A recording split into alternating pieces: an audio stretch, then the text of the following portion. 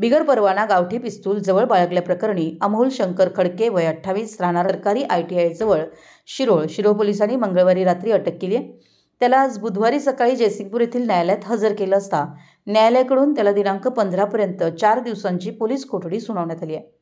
त्याच्याकडून 40,000 रुपये किमतीचं गावठी पिस्तूल आणि हिरो होंडा कंपनीची मोटरसायकल असा एकूण 65,000चा मुद्देमाल पोलिसांनी जप्त केला आहे, अशी माहिती जयसिंगपूर विभागाच्या DYSP रोहिणी सोळंके, पोलीस निरीक्षक शिवाजी गायकवाड यांनी पत्रकार परिषदेत दिली।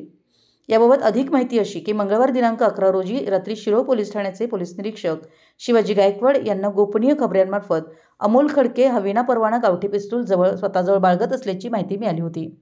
तसेच तो आज सदर गावठी पिस्तुलाची विक्री करण्यासाठी शिरोळमधील घालवाड फाटा येथे येणार असल्याची माहिती मिळाली होती।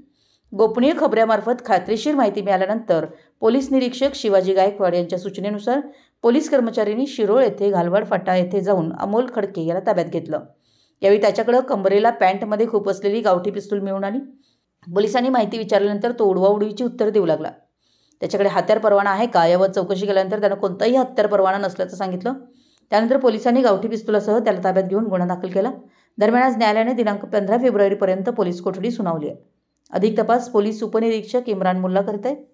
मराठी एस न्यूजसाठी शिरोळहून संदीप अडसूळ। दिनांक 11/2 रोजी शिरोळ प्रभारी अधिकारी श्री गायकवाड यांना गोपनीय बातमीदारामार्फत माहिती मिळाली की अमोल खडके नावाचा इसम शिरोळ येथे राहणारा गावठी कट्टा बाळगून आहे आणि तो विक्री करण्याच्या उद्देशाने शिरोळ परिसरात येणार आहे। त्या अनुषंगाने त्यांनी शिरोळ प्रभारी अधिकारी यांनी त्यांचे पोलीस उपनिरीक्षक मुल्ला साहेब, त्यानंतर DBचे अंमलदार head constable Patel, PC Shaikh, PC Kharat यांना आदेश दिला आणि सदर कारवाई करण्यासंदर्भात त्यांना आदेशित केले।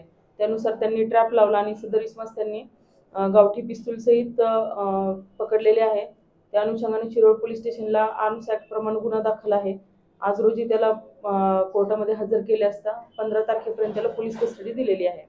या पोलीस कस्टडीमध्ये त्यांना सदर पिस्तूल कोणाकडनं आणली, त्या समोर कोणाला विकणार होता, त्या अनुषंगाने अधिक चौकशी केली जाणार आहे।